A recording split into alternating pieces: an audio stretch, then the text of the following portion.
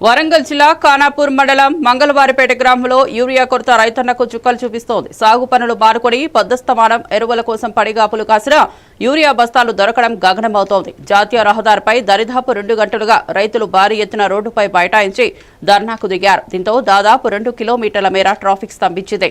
తెలుసుకున్న మాజీ ఎమ్మెల్యే పెద్ది సుదర్శన్ రెడ్డి రైతులకు మద్దతు నిలిచారు. సంఘటనా స్థలానికి పోలీసులు చేరుకోవడంతో అగ్రికల్చర్ ఏవోతో రైతులకు హామీ ఇవ్వడంతో ధర్నాను విరమించారు. ఊరియా లేక నెల రోజుల నుంచి ఇబ్బంది పడుతున్నాం. గత 15 రోజులు 20 రోజుల క్రితం వర్షాలు లేక బావుల కింద నాట్లు వేసాం. ఇప్పుడు వర్షాలు పడ్డ తర్వాత కూడా ఆ వేసిన నాటుకు మందు వేద్దామంటే ఊరియా లేక నెల రోజుల నుంచి ఇబ్బంది పడుతున్నాం.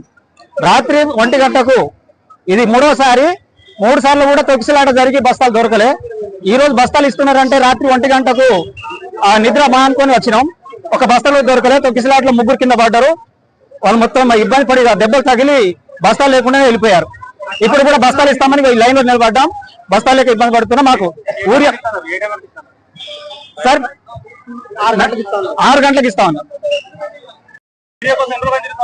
సార్. ఇప్పుడు 5 వారం అవుతాను సార్. వారం రోజుల నుండి తిరుగుతున్నా సార్. ఇప్పుడు ఒక బస్తా రావట్లేదు. వచ్చిన బస్తా ఇంటికి తీసుకుపోతున్నా సార్. ఎక్కడికి పోతున్నాయో తెలియదు.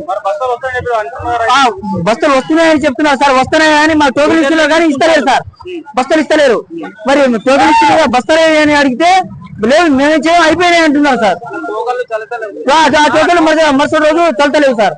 మేము బస్తాలు ఏంది, మేము ఎక్కడి నుంచి తెచ్చియాలి, మీకు బస్తాలు మా ఇంటికాడ నుండి తెచ్చియాలా అని రివర్స్ లో మాట్లాడుతున్నారు సార్. టోకెన్లు మాకు బస్తాలు వేరే వాళ్ళకు సార్. ఇప్పుడు మొదటి దశకు వస్తున్నాయి సార్.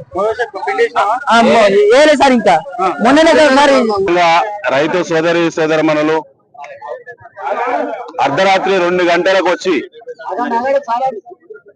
ఇలా ఖానాపురం మండలంలో నర్సంపేట నియోజకవర్గంలో వరంగల్ జిల్లా వ్యాప్తంగా కూడా దాదాపు ఈరోజు 20,000 మంది రైతులు, మహిళలు, పురుషులు తేడా లేకుండా అర్ధరాత్రి 2 గంటల నుంచి లైన్లో యూరియా కోసం క్యూ లైన్ లో నిలబడడం ముఖ్యమంత్రి రేవంత్ రెడ్డికి సిగ్గుచేటు.